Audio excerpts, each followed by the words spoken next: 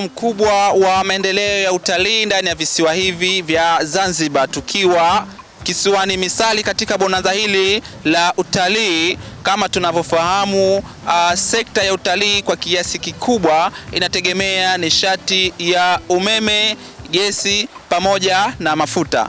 Leo tumesafiri kutoka Wesha hadi hapa katika kisiwa cha Misali kwa kutumia nishati ya mafuta. Hii ina maana kwamba hata maendeleo ya utalii, kuweza kuwasafirisha watalii kutoka sehemu moja kwenda sehemu nyingine, tunasafirisha kwa kutumia nishati ya mafuta.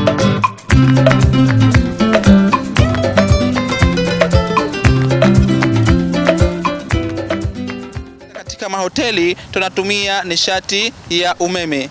Jambo hili linatupa nguvu mamlaka ya udhibiti wa huduma za maji na nishati Zanzibar ZURA kuhakikisha huduma hii ya nishati ya umeme na mafuta inakuwa kwa kiasi kikubwa ili kuzidi kuimarisha sekta yetu ya utalii. Sisi kama ZURA tutaendelea kuwa bega kwa bega na wenzetu wa utalii, tukiwa tunaamini kwamba utalii ni sekta mama ya maendeleo ya visiwa vyetu vya Zanzibar.